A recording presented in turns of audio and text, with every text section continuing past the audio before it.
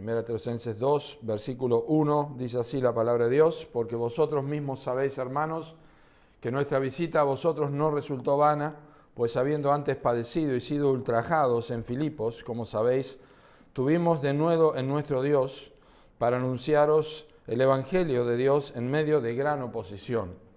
Porque nuestra exhortación no procedió de error, ni de impureza, ni fue por engaño, sino que según fuimos aprobados por Dios para que se nos confiase el Evangelio, así hablamos, no como para agradar a los hombres, sino a Dios, que prueba nuestros corazones. Porque nunca usamos de palabras lisonjeras, como sabéis, ni encubrimos avaricia, Dios es testigo. Ni buscamos gloria de los hombres, ni de vosotros, ni de otros, aunque podíamos seros carga como apóstoles de Cristo. Antes fuimos tiernos entre vosotros, como la nodriza, que cuida con ternura a sus propios hijos. Tan grande es nuestro afecto por vosotros, que hubiéramos querido entregaros no solo el Evangelio de Dios, sino también nuestras propias vidas, porque habéis llegado a sernos muy queridos. Porque os acordáis, hermanos, de nuestro trabajo y fatiga, cómo trabajando de noche y de día, para no ser gravosos a ninguno de vosotros, os predicamos el Evangelio de Dios. Vosotros sois testigos, y Dios también, de cuán santa, justa e irreprensiblemente nos comportamos con vosotros los creyentes. Así como también sabéis de qué modo, como el Padre a sus hijos, exhortábamos y consolábamos a cada uno de vosotros. Y os encargábamos que anduvieseis como es digno de Dios, que os llamó a su reino y gloria. Vamos a orar una vez más. Te damos gracias por tu palabra y rogamos, Señor, que tú abras nuestros ojos para ver las maravillas de tu palabra, que tú nos des gracia, que tú nos ayudes con la concentración, que suplas nuestras necesidades, nuestras debilidades, con tu gracia también, y que podamos salir alimentados de las Escrituras ahora. En el nombre del Señor Jesucristo. Amén. El inicio de la iglesia de Tesalónica, que es el país de Turquía hoy, y Salónica es la ciudad hoy día. El inicio de la iglesia en Tesalónica fue un inicio sumamente turbulento. El apóstol Pablo, que plantó esta obra juntamente con Silas y Timoteo, ellos estuvieron allí solamente 3 semanas. Durante 3 sábados se reunieron allí en la sinagoga para mostrar con las Escrituras, Hechos capítulo 17, que Jesús era el Cristo y que Jesús, a quien Pablo les anunciaba, era el Cristo y que ellos debían creer. La iglesia comenzó en ese momento, muchas personas se convirtieron, pero echaron al apóstol Pablo, lo persiguieron y trataron muy mal a Pablo y a Silas y tuvieron que huir. Muy poco tiempo pasaron en ese lugar. Una iglesia joven, una iglesia sumamente nueva, sin líderes establecidos inmediatamente, pero con mucha necesidad de atención. Y Pablo escribe su primera carta, de lo cual nosotros podemos saber la razón de por qué escribe lo que escribe en el capítulo 1 cuando leemos el capítulo 3. Pablo y Silas estaban sumamente preocupados por la vida espiritual de la iglesia en Tesalónica y por lo tanto mandaron a Timoteo a ver cómo estaban los tesalonicenses. Cuando Timoteo volvió y le dio información de cómo estaban los tesalonicenses, Pablo expresa junto con Silas gratitud a Dios en el capítulo 1 porque los tesalonicenses mostraban fe, amor y esperanza.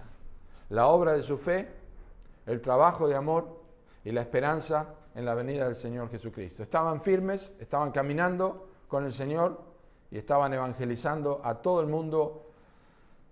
Por todos lados hacían conocer el Evangelio. Pero la verdad es que con toda probabilidad lo que pasó cuando Pablo y Silas salieron de allí, fueron a Berea y continuaron su trabajo misionero y huyeron de ese lugar cuidando sus vidas y continuando predicando el Evangelio, con toda probabilidad los judaizantes, los judíos que perseguían al apóstol Pablo y que odiaban que se les hablara de las Escrituras a quienes no eran judíos, comenzaron a hablar mal del apóstol Pablo.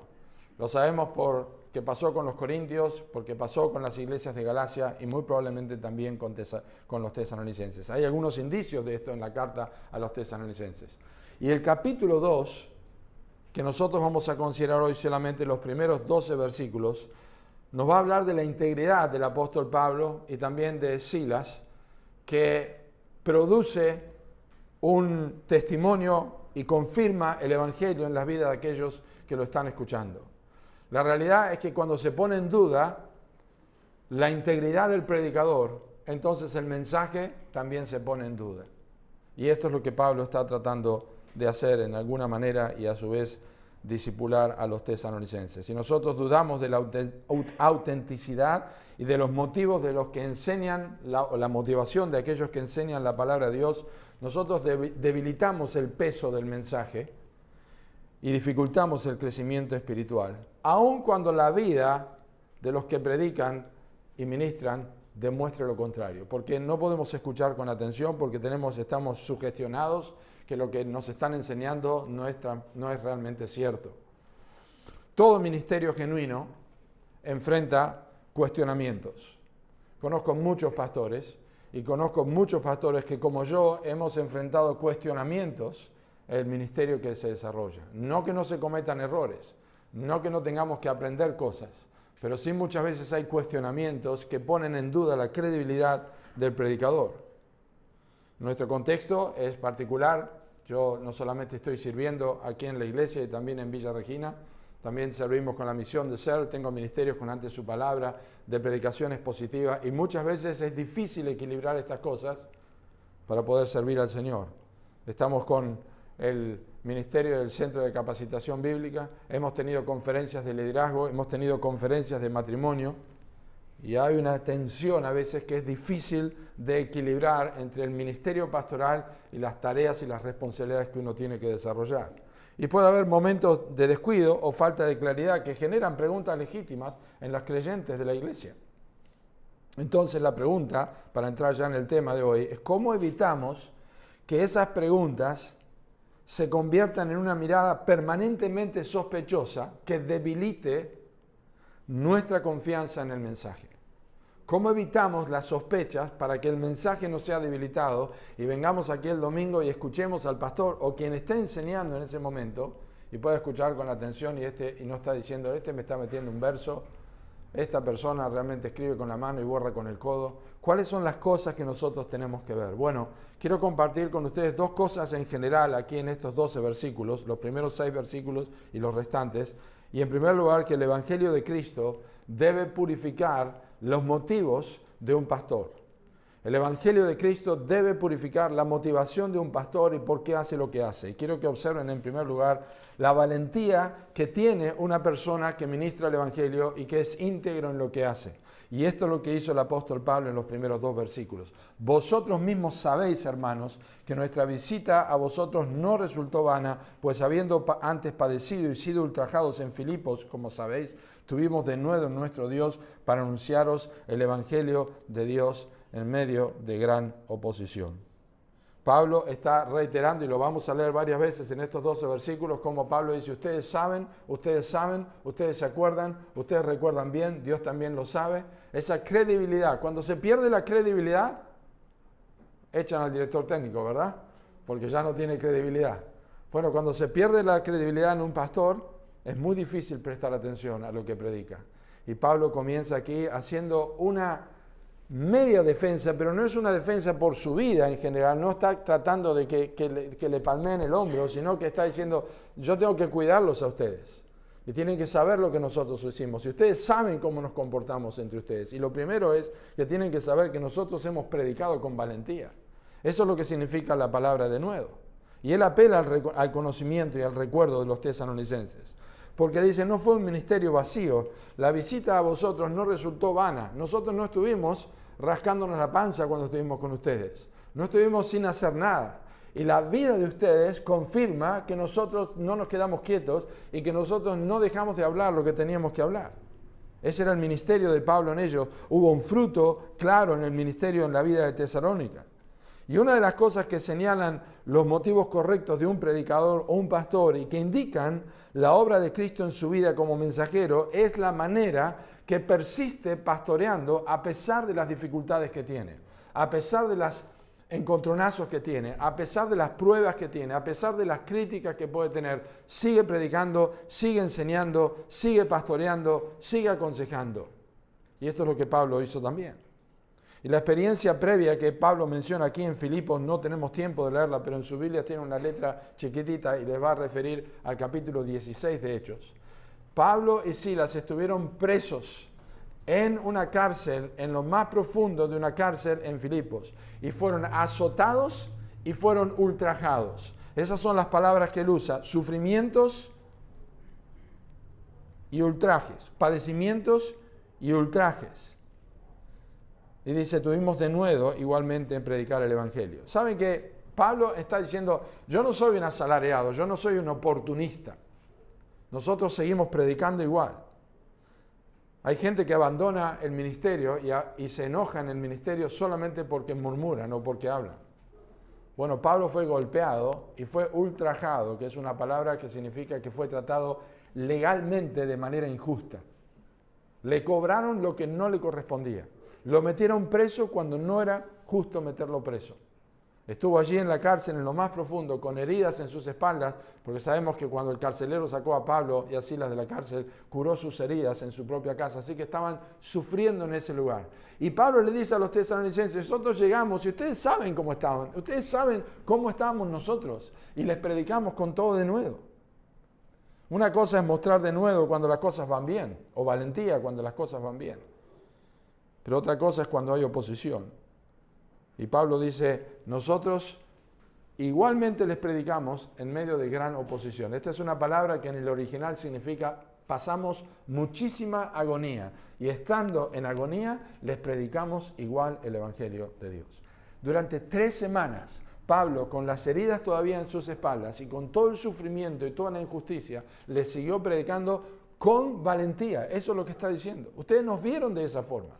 Nosotros no estábamos retrayéndonos, nosotros continuamos predicando. Y la tentación cuando uno tiene dificultades es acomodar el mensaje y evitar los problemas. Y cuando una persona no acomoda el mensaje, ni evita problemas. Cuando tiene convicción. ¿Y dónde surge esta convicción? Observen el texto lo que dice. Nosotros tuvimos denuedo en nuestro Dios para anunciaros el Evangelio de Dios en medio de gran oposición. Yo sé que el temperamento y el carácter de una persona le puede hacer persistir. Hay películas que nos gusta mirar de personas que persisten en graves problemas y en muchas dificultades y siguen adelante, pero no se trata de esto aquí. Muchas personas hacen esto por orgullo, pero Pablo no lo hizo por orgullo. Pablo lo hizo porque predicaba un mensaje que no le pertenecía. El denuedo del apóstol Pablo es, esto me ha sido encomendado por Dios. Yo tengo un mensaje que proviene de Dios, por lo tanto yo no puedo decaer y yo tengo que continuar aunque sea golpeado, aunque sea ultrajado. La convicción de que el mensaje no es propio, sino que es de origen divino, hace que el denuedo persista bajo las mayores amenazas, los problemas más complejos y las tristezas e incomprensiones más amargas. Y déjenme darles un paréntesis, esto no solamente pasa con un pastor, esto debe pasar con cualquier persona que tiene la convicción de que sus pecados han sido perdonados. Porque esto fue lo que pasó con los creyentes de antaño. Sufrieron por causa del Evangelio, no se callaron la boca, fueron quemados o fueron comidos por leones y persistieron porque ellos sabían que tenían un mensaje de salvación. Entonces, cuando Cristo ha transformado el corazón de un hombre, como el apóstol Pablo, como Silas y como cualquier pastor que predica honestamente el Evangelio, su única motivación es predicar este mensaje con valentía. Y esto es lo que hizo el apóstol Pablo, lo hizo en Tesalónica. 3 semanas seguidas, en medio de oposición, son evidencia de que Dios le proveyó valor para continuar. Nosotros anunciamos con denuedo en nuestro Dios el Evangelio de Dios en medio de gran oposición. Es una relación íntima con Dios la que permite que alguien pueda continuar haciendo eso, no lo que están viendo los demás. Ahora vamos a ver cómo el apóstol Pablo no se guiaba por lo que otros pensaban o por lo que otros decían. Él predicaba y tenía convicción de que Dios estaba observando su vida. Jeremías en el Antiguo Testamento sufrió muchísimo, perseguido, por causa de profetizar algo que no le gustaba a la gente que profetizara, que Dios iba a castigar a su pueblo porque estaban en pecado. Él persistió predicando. Y en un momento de mayor presión y de mayor ultraje en la vida de Jeremías, y donde había sido azotado, y donde tenía la tendencia o la tentación a desanimarse, él dijo esto: Jehová está conmigo como poderoso gigante, por tanto los que me persiguen tropezarán. tendrán perpetua confusión que jamás será olvidada. Dios le dijo en capítulo 1, yo te puse como muro fortificado de bronce. Tenés que hablar. Eso hacen los hombres que tienen convicción. Y por eso Pablo hizo eso con los tesalonicenses. ¿Cómo evitamos que las preguntas se conviertan en una mirada permanentemente sospechosa cuando miramos que el Evangelio purifica los motivos de un pastor que predica con valentía? Pero observen en versículo 3, con la pureza de su mensaje. Nuestra exhortación no procedió de error, ni de impureza, ni fue por engaño. Hay tres cosas aquí que marca el apóstol Pablo de su mensaje. No tuvo error, y ahora vamos a ver qué significa. No había impureza en la vida de Pablo, y tampoco había engaño en el ministerio del apóstol Pablo. ¿Cómo sabemos que un pastor está predicando sin error? Bueno, nosotros lo sabemos por él está diciendo a los tesalonicenses, ustedes lo saben bien que no fue por error. Y observen lo que dice Hechos 17, cuando él predicaba. En Hechos 17, versículo 3, dice que Pablo estaba en la sinagoga, discutía con los judíos, y el versículo 3 dice, declarando y exponiendo por medio de las Escrituras que era necesario que el Cristo padeciese y resucitase de los muertos, y que Jesús, a quien yo os anuncio, decía él, es el Cristo. Él declaraba y exponía por medio de las Escrituras. Es decir, miren, ustedes pueden dudar de mí, pero yo quiero mostrarles lo que dice la Biblia. ¿Ves? Acá dice que sos pecador y que vas a la condenación. Acá dice que Cristo murió por nuestros pecados. Acá dice que la salvación no se pierde. Acá dice que si confesamos nuestros pecados, Él es fiel y justo para perdonar nuestros pecados y limpiarnos de toda maldad. Cuando el pastor señala con el dedo o muestra, lee en tu Biblia lo que estoy leyendo, lo que estoy enseñándote, eso está indicando que está predicando sin error. Pablo no estaba predicando una invención, una fábula. Estaba mostrando con las Escrituras el Evangelio. Esto es lo que dice Isaías 53 y habla de Cristo. Esto es lo que dice el Salmo 22 y habla de Cristo. Esto es lo que dice el Salmo 69 y habla de Cristo. Esto es lo que dice Miqueas y habla de Cristo. Y podía ir a través de todas las Escrituras y mostrar lo que hablaban del Señor Jesucristo. No fue por error. Yo no les prediqué inventos míos. Son las Escrituras, lo que la Biblia enseña. Cuando Pablo les escribe a los pastores, Timoteo y a Tito, en capítulo 1, en capítulo 6 de Primera de Timoteo, y en capítulo 1 y capítulo 2 de Segunda de Timoteo, les habla acerca del peligro de andar con falsas doctrinas. Y déjenme leerles solamente en Primera de Timoteo capítulo 6, versículo 3. Si alguno enseña otra cosa y no se conforma a las sanas palabras de nuestro Señor Jesucristo y a la doctrina que es conforme a la piedad, está envanecido. Nada sabe y delira acerca de cuestiones y contiendas de palabras, de las cuales nacen envidias, pleitos, celos, blasfemias, malas sospechas. A Timoteo le dijo, procura con diligencia presentarte a Dios aprobado, que usa bien o que corta por la línea, que usa bien la palabra de verdad. Pablo era un enemigo acérrimo de la predicación errónea. Así que les dice, nosotros teníamos un mensaje puro. Tenés que mirar siempre que tu pastor o que la persona que esté predicando acá está mostrándote y está tomando de la Biblia lo que está enseñando y no sus ideas. No está leyendo un versículo y cierra la Biblia, empieza a pasear por todos lados y tratando de dar una fábula o algo. Tiene que mostrarte con la Biblia, tiene que explicarte lo que dice el texto. Eso es lo que hizo el apóstol Pablo. Esa es la predicación sin error, que puede ser corroborada. En segundo lugar, dice que Pablo no predicó por impureza.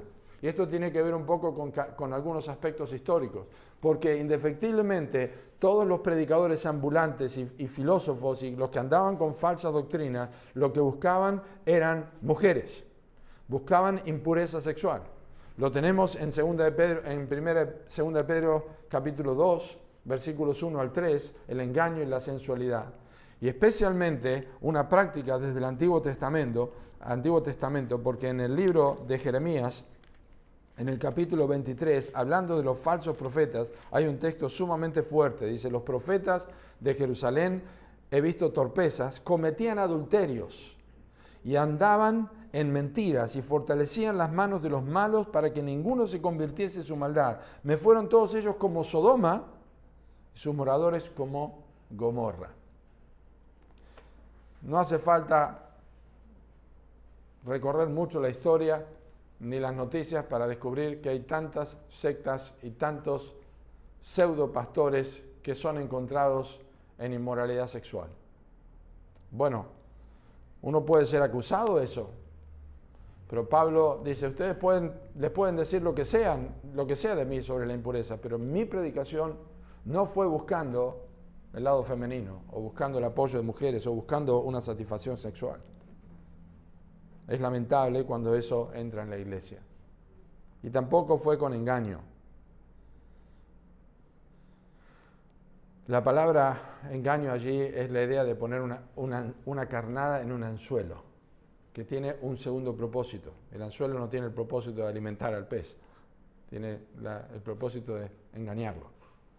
Y hay muchas predicaciones que son engañosas, que mueven el bolsillo de la gente, que mueven las emociones de la gente, pero no mueven la voluntad de las personas al arrepentimiento y a vivir en piedad y en santidad. Pablo no engañaba a aquellos que predicaban. Hay un relato en Hechos capítulo 13 de un hombre que engañó al procónsul Sergio Paulo a través de sus artimañas y sus predicaciones hasta que vino el apóstol Pedro y le dijo, vos sos un tipo lleno de engaño y lleno de Satanás. Lo reprendió y lo quitó de en medio de la vida de Sergio Paulo. Finalmente entendió el evangelio este hombre y se convirtió. La exhortación de Pablo fluía de motivaciones puras, sin error, sin impureza, sin engaño. La escritura debe ser la que escanea a un predicador.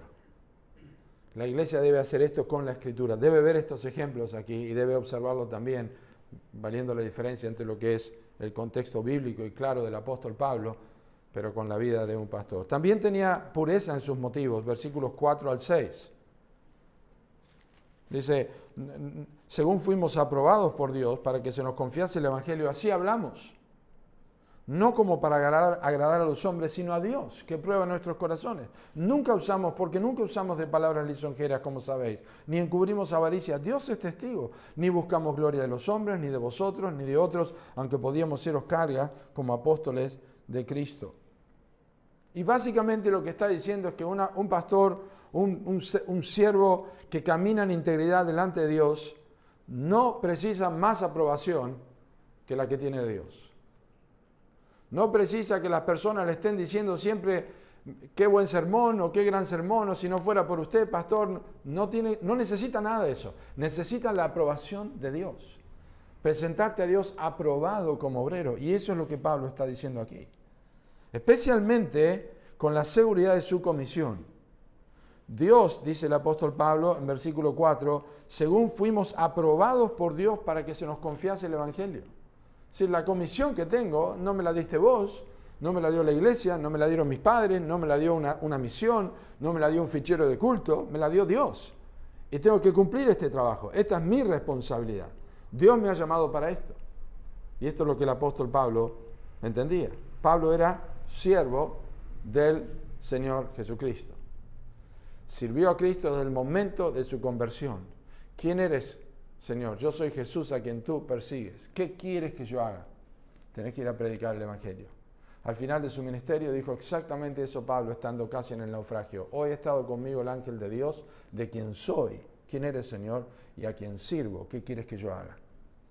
Eso fue lo que motivó al apóstol Pablo, porque servía a Dios. Tenía una motivación de pureza. Pablo honraba su ministerio. 1 Corintios 15 y Efesios capítulo 3 dice que él era el más pequeño, pero fue considerado apóstol, aunque era el más pequeño de todos. Tenía un ministerio dado por Dios.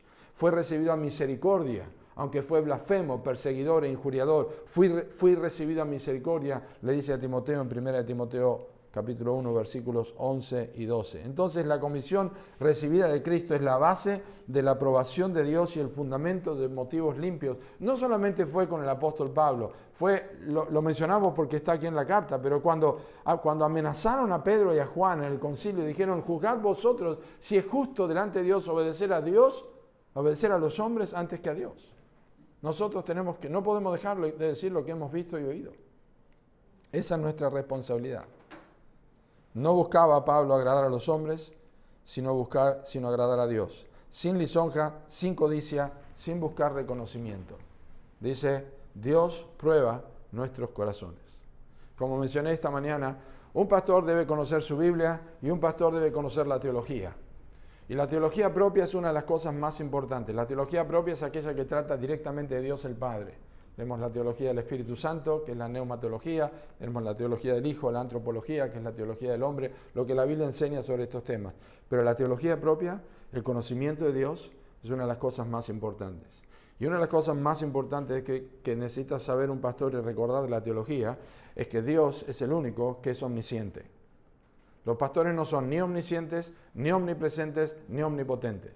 Por eso fallan, porque no pueden cumplir con estos requisitos. Pero Dios es omnisciente. Y un pastor que vive delante de Dios como Elías, vive Jehová en cuya presencia estoy, o como Abraham que caminaba delante de Dios, son las personas que pueden tener una conciencia tranquila. Y Pablo tenía una conciencia tranquila porque Dios estaba mirando su propio corazón. Dios prueba el corazón del pastor. El hombre que sirve con una motivación pura es el que recuerda delante de quién está sirviendo. No significa que no comete errores, significa que comprende a quién está sirviendo. Él le dijo a los corintios, en 1 Corintios capítulo 4, le dijo así: porque aunque de nada tengo mala conciencia, no por eso soy justificado, pero el que me juzga es el Señor. ¿Cómo se ve esto en la práctica? ¿Cómo se ve que Dios está probando los corazones? ¿Cómo sabemos eso de un pastor? Miren el texto. Nunca usamos palabras lisonjeras. No adula con palabras, ellos lo sabían. Ni Pablo ni Silas nunca vinieron y che, vos que haces unos tallarines buenísimos, che, los sanguchitos de las saladitas son lo mejor que hay. ¿Para qué? ¿Para sacar sanguchitos no?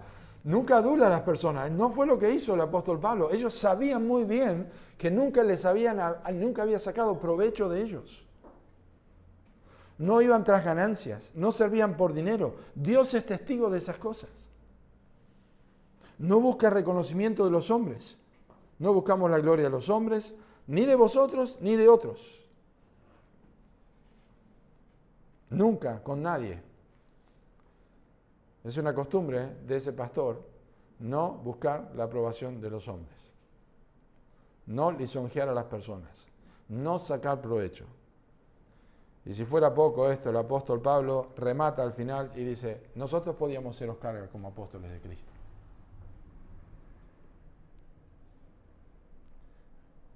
Nosotros hubiéramos podido ser carga como apóstoles de Cristo.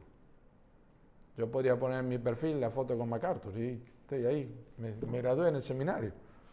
¿Para qué? Solamente para recordar que me humilló, solamente para recordar que aprendí y solamente para recordar que tengo que servir mejor en la iglesia, pero no para decir, vos tenés que hacerme caso porque yo sé dónde estudié. No sirve.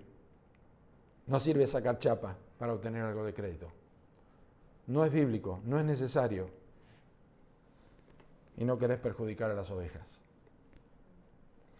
Pablo y Silas y también Timoteo tenían motivos puros, predicaban con valentía, tenían pureza en su mensaje y tenían motivos puros también por los cuales predicaban. Pero observen ahora que el Evangelio de Cristo, en segundo lugar, forma pastores que edifican la iglesia.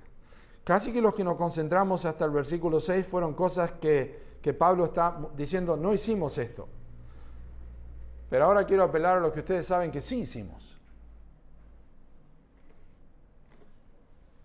Y eso es lo que marca la palabra antes. Nosotros entendemos lo que está diciendo. Nosotros no hicimos esto, ni esto, ni esto, pero ustedes saben que hicimos esto. ¿Qué fue lo que Pablo hizo? ¿Qué fue lo que realmente afectó e impactó positivamente la vida de los tesalonicenses? En todos estos versículos que hemos visto hasta el versículo 12 hay tres figuras: la figura de un siervo fiel, y ahora vamos a ver la figura de una madre y luego la figura de un padre. Pero comienza con la figura de una madre para mostrar que la manera en que los pastores edifican la iglesia con su ejemplo es a través de un ministerio amoroso y tierno. Antes fuimos tiernos entre vosotros. No sacamos chapa, fuimos tiernos entre vosotros. como la nodriza que cuida con ternura a sus propios hijos. La palabra nodriza tiene que ver con amamantar y por eso se refiere a nodriza, ¿sí? Pero tiene que ver con la madre. Y esta figura de una madre es la imagen más vívida que uno puede tener de un amor desinteresado. Todos nosotros vemos una gatita con los gatitos, un perrito con los perritos, cualquier cosa que veamos con sus pichoncitos, y por supuesto una madre con su hijo, un ser humano, una mujer con su hijo, es precioso, ¿verdad? Es la figura más elocuente que nosotros tenemos de un amor desinteresado. Y eso requiere ternura.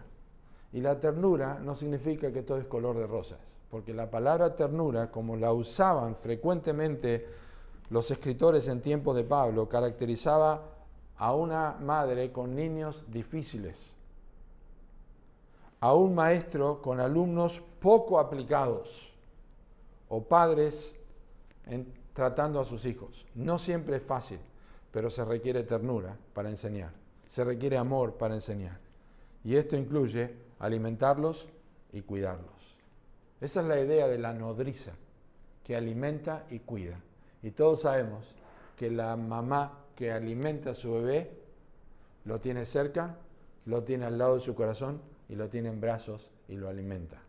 Lo está nutriendo, le está dando lo que necesita, no lo que quiere. Bueno, en ese momento quiere la leche, pero más adelante le tiene que dar lo que necesita. Y un pastor que trata con ternura a su iglesia no les da un par de hojas para que hagan y completen ciertas cosas y después charlamos. No que esté mal hacer eso, pero eso debe ir acompañado por la presencia. Por eso la cercanía de un pastor con las personas es importante. No es que está metido en la casa, por supuesto que no, pero la cercanía, el trato. Vamos a ver en un momento cómo se ve en la figura del Padre. El verdadero amor pone la vida por el otro. Una madre daría la vida por su hijo. Haría cualquier cosa por su hijo, como hizo esa madre cuando Salomón dijo: voy a partir a este bebé en medio, Primero de Reyes, capítulo 3, lo voy a partir al medio, y la madre dijo: no, por favor, dejáselo a ella, yo doy lo que sea por mi hijo, porque esta mujer había engañado al rey diciendo que era su hijo, y no lo era, le había robado el hijo a su otra mamá. Moisés dijo en Números capítulo 11, versículo 12, se quejaba delante de Dios y dice: yo engendré todo este pueblo para que lo lleve como una madre lleva a su hijo y le da de mamar en el pecho. Es la responsabilidad de un líder atender a las personas con amor y con cariño. A los Gálatas les dijo: yo sufro dolores de parto hasta que Cristo sea formado en ustedes. Pablo entregó el Evangelio, dice: tan grande es nuestro afecto por vosotros, que hubiéramos querido entregarnos no solo el Evangelio de Dios, sino también nuestras propias vidas. Y observen ustedes, lo hemos visto, cuántas veces Pablo habla del Evangelio, porque de eso se trata. Y ahora vamos a ver en un momento, al final, qué implica el Evangelio que Pablo les daba a ellos, pero les entregó su propia vida, porque el mensaje y el mensajero no se pueden separar. Los creyentes que llegan a ser muy queridos, como los tesalonicenses, tienen las características de los tesalonicenses. ¿Cuáles son? Son las características de los creyentes que cuando no los ves o no sabes de ellos, pero te enterás de ellos, sabes que tienen un excelente testimonio. Porque Timoteo volvió de ustedes y nos dijo que ustedes están caminando bien con el Señor. Su fe, su amor, su esperanza. Es fácil amar personas así. Pero cuando Pablo se acordaba de los corintios, no tenía muy buenos recuerdos. De los Gálatas no tenía muy buenos recuerdos. Pero de los tesalonicenses habían llegado a ser muy queridos. Muy queridos.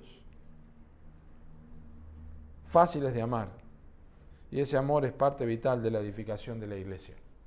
Entonces, ¿cómo estaba edificando cómo el Evangelio de Cristo que formó la vida de Pablo como pastor y de Silas, cómo edificaba la iglesia? Porque veían la ternura del apóstol Pablo, pero también veían el sacrificio del apóstol Pablo, que también incluye aquí la idea de un padre que sustenta, aunque menciona el padre más adelante en versículo 11, pero habla de un trabajo visible.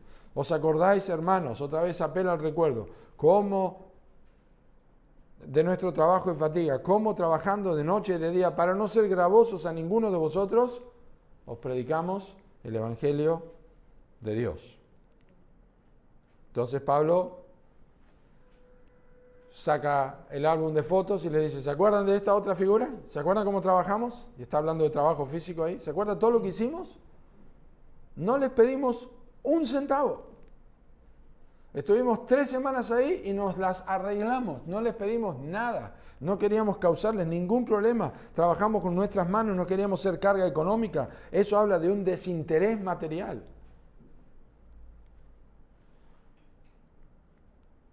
Y lo interesante es que cuando Pablo les dice esto, sabe que Dios lo sabía primero.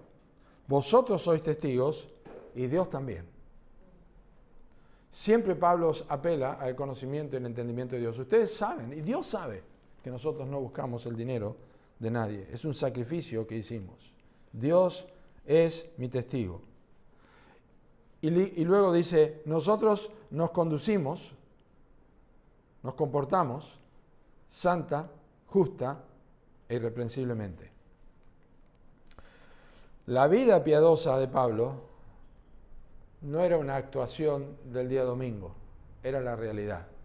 Si usted encontraba a Pablo en la semana, no iba a ver que era distinto. Si usted pasaba por la puerta de su casa y lo veía cortando el pasto o algo, no iba a ver que estaba haciendo cualquier cosa. Si podía escuchar la conversación en su casa, no era un hipócrita. Se conducía con un ejemplo de piedad. No sacaron provecho. Siempre podía predicarles el Evangelio. Era un ejemplo de piedad que habla allí la piedad, de cómo, versículo 10, de cuán santa, justa y reprensiblemente. El hecho de santidad allí habla de la manera que caminaba Pablo, de su testimonio. No podía señalarle con el dedo y decirle, este es un hipócrita. Este hombre camina en santidad. Este hombre vive lo que predica. Y también un ejemplo de justicia que habla de la integridad personal. Me pidió algo prestado y se lo di. Y me lo devolvió. Me dijo que iba a estar a tal hora y estuvo. Me dijo que me iba a aconsejar algo y estuvo allí, me aconsejó para lo que necesitaba. Justicia, integridad. Paga sus cuentas. Es un buen ciudadano. Es un buen testimonio. Y también es un ejemplo de conducta, porque dice, nos conducimos, nos comportamos irreprensiblemente, que habla de la reputación que tenía delante de ellos. Como dije antes, no escribía con la mano y borraba con el codo. Vivía lo que predicaba. Esa es la clase de pastores que necesitamos. Hombres que viven lo que predican. No hombres impecables porque no existen, pero hombres que viven lo que predican. Este tipo de vida de pastores favorece el crecimiento de la iglesia. Favorece. La iglesia es edificada por la enseñanza y también por el ejemplo. La iglesia tiene que estar confiada que el hombre que se para a predicar el domingo lo puede encontrar en la semana y va a ser la misma clase de persona. Y el pastor espera lo mismo de las personas. Pero la persona que está predicando, la persona que es responsable de transmitir la Escritura tiene un mayor peso. No os hagáis maestros muchos de vosotros, dice Santiago, porque recibiréis mayor condenación. Es una responsabilidad importante, pero proviene de Dios. Y trae confianza a la iglesia cuando la iglesia puede ver que el hombre que enseña no contradice con su vida lo que está enseñando. Y finalmente lo que edifica la iglesia de un pastor transformado por el Evangelio de Cristo es la guía espiritual que dan, versículos 11 y 12, donde menciona justamente al Padre. Así como también sabéis de qué modo, como el Padre a sus hijos, exhortábamos y consolábamos a cada uno de vosotros y os encargábamos que anduvieseis como es digno de Dios, que os llamó a su reino y gloria. El ejemplo de Padre. Y dice, ustedes saben. Ustedes saben. Un comportamiento paternal, un comportamiento cercano y un comportamiento de apoyo. Son 3 participios en la gramática: exhortábamos, consolábamos y encargábamos, que se pueden resumir, como dije hoy, es un helado de 3 gustos y están todos juntos, allí no se puede separar. Esto es lo que Pablo hacía. Cuando un pastor ejemplifica a Cristo, su predicación produce eso mismo en la vida de los oyentes. Y el apóstol Pablo era un hombre que caminaba con Cristo, era consolado por Cristo y recibía exhortación de Cristo, y eso es lo que él impartía a las personas. Exhortar, consolar y encargar. Y tiene un solo objetivo. Lo que un pastor hace como padre tiene un solo objetivo. Y el objetivo es escatológico, es decir, tiene una visión que sobrepasa este mundo. Y lo dice el texto allí. Nosotros queremos que ustedes caminen como es digno de Dios, que os llamó a su reino y gloria, porque finalmente esta vida va a pasar y un día te vas a presentar delante de Dios. Y sabemos por otros textos en la Biblia que los pastores van a tener que dar cuenta delante de Dios por el rebaño que Dios le ha puesto a su cuidado. Hebreos capítulo 13. Es su responsabilidad y por esta razón les encarga, tenés que caminar. Por eso el pastor dice, ¿estás leyendo tu Biblia? ¿Estás caminando con Dios? ¿Qué pasó que no viniste? ¿Tenés algún problema? ¿Tenés alguna necesidad? ¿Cómo está tu vida? ¿Cómo está tu matrimonio? ¿Tus hijos? ¿Qué es lo que está pasando? No soy chismoso. Quiero saber cómo ayudarte a caminar con Dios, porque te vas a presentar delante de Él. Te salvó, te llamó a su reino y gloria. Y así es edificada la iglesia, cuando los creyentes no solamente son enseñados en la palabra, sino también que ven que la conducta de quien le exhorta, le consuela y le ayuda a caminar, no contradice lo que está diciendo, lo que está predicando. Ejemplifica con una vida que es digna de imitar y genera una vida piadosa que refleja el Evangelio de Cristo en otros. Y termino. La iglesia debe confiar en sus líderes y tiene que observar la vida de sus líderes y tiene que observar la vida y la enseñanza de sus líderes. Y la iglesia tiene que tener algunos, como bien sabéis. Los pastores son responsables de vivir de tal forma que en el futuro cercano la iglesia pueda tener, como los tesalonicenses, un como bien sabéis. Yo sé que mi pastor o mis pastores son así. Yo sé esto, yo me acuerdo de esto. No necesito escuchar tal y tal cosa, porque yo sé que el pastor se conduce así. Es precioso cuando eso pasa. Y al mismo tiempo, esa confianza no significa ingenuidad. Tiene que comprobar con las Escrituras. La iglesia tiene que examinar toda la luz de la palabra de Dios. Tiene que observar realmente lo que está enseñando el pastor o los consejos que me está dando o el enfoque que está teniendo de la iglesia es lo que la Biblia enseña. No tiene que ser ingenuo, pero tampoco tiene que ser alguien que está todo el tiempo dudando y todo el tiempo cuestionando e imaginando cosas en cada rincón donde no hay nada. Tiene que observar y tiene que comprobar empíricamente lo que la Biblia dice que está viviendo con su vida, en su caminar. Porque cuando hay tantas dudas, como empezamos al principio, la iglesia no crece. No crece. Porque está dudando del mensajero. Y tiene una tensión allí entre lo que la Biblia dice y la vida del mensajero. Y está dudando de será así. Y por último, quizás no conoces a Cristo. El Evangelio que Pablo predicaba y que les encargaba y que les hablaba, les predicamos el Evangelio de Dios, no solamente es el Evangelio que salva a las personas de la condenación eterna. Dios es santo, justo y recto, y un día va a pedir cuenta como creador soberano de cada ser humano. Y el hombre es pecador. El ser humano es pecador, ha pecado contra Dios, está separado de Dios. Todos pecaron y están destituidos de la gloria de Dios. Y Cristo Jesús ha pagado el precio de nuestros pecados en la cruz del Calvario. Consumado es, terminó todo, pagó el precio. Mas Dios muestra su amor para con nosotros en que siendo aún pecadores, Cristo murió por nosotros. Y tiene que arrepentirse, tiene que reconocer su pecado y tiene que poner su confianza en Cristo y arrepentirse para con Dios y poner su fe en Jesucristo, creyendo que Cristo fue su sustituto en la cruz. Pero atención, ese evangelio también es el evangelio que se necesita cada día para recordar que tu Padre te ama porque Cristo murió por vos. No para que te arrepientas otra vez de tus pecados, sino para que vivas en comunión con Él. Pero si este evangelio no lo creíste, si nunca te arrepentiste de tus pecados, un liderazgo íntegro, donde Cristo es visto en la vida de un pastor, demostrado en la vida del predicador, también es una evidencia de la gracia de Dios. Hoy día hay muchos lugares donde hay pseudo predicadores o donde hay personas que abren una Biblia y que dan una exposición de lo que sea. Cuidado, porque cuando las vidas no han cambiado y el evangelio y el mensaje no ha cambiado la vida de ese predicador, ten mucho cuidado lo que estás haciendo. Pero si ves una persona que su vida coincide con lo que está predicando, también es una advertencia, porque ese evangelio transformó la vida del hombre que te está enseñando las Escrituras y que te está mostrando que el camino a la eternidad seguro y justo es a través de Jesucristo. Te está recordando que si tus pecados no son perdonados, te vas a ir a una condenación, que es lo que la Biblia enseña. Y la única manera de que tu vida sea transformada es que escuches lo que se está enseñando y te arrepientas de tus pecados y creas en el Señor Jesucristo para que tu vida sea transformada. Esto fue lo que pasó con los tesalonicenses.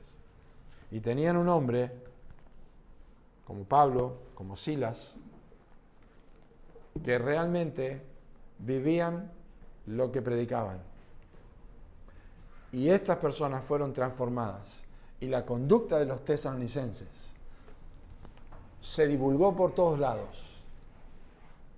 Y muchas otras personas llegaron a conocer el Evangelio. No solamente porque el Espíritu Santo transformó a través de Cristo la vida de estas personas, sino también porque ellos podían poner su cabeza sobre la almohada y decir, mi pastor no es un falluto, no es un chanta, no está buscando provecho. Realmente se ha movido entre nosotros con un amor tierno y ha trabajado, nos ha exhortado, nos ha consolado, nos ha encargado que caminemos para honrar a Dios. Que el Señor nos ayude y que podamos tener una iglesia con muchos más pastores que tengan estas características. Oramos. Señor, gracias por tu palabra. Te agradecemos mucho, Señor, porque sabiendo que el corazón del hombre es engañoso más que todas las cosas y perverso, solamente tú lo conoces, podemos tener la certeza también de que tú cambias la vida de hombres, mensajeros, personas que pueden ser utilizadas, no personas impecables, no personas que no cometen pecados, pero personas transformadas por el Evangelio de Cristo y que tienen la certeza de que han sido llamadas por Dios a predicar. Predican y en sus vidas muestran que lo que predican es cierto.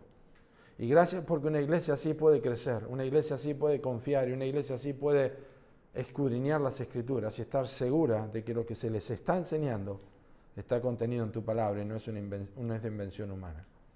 Señor, pedimos por aquellos que no tengan esta seguridad o que quizás no han tenido una experiencia sana en un lugar donde se predica la palabra. Señor, rogamos que tú obres en sus corazones para que puedan ver que la Biblia es verdad, que una iglesia sana es posible y que creyentes que caminan en santidad son posibles a la luz del Evangelio. Oramos en el nombre del Señor Jesucristo. Amén.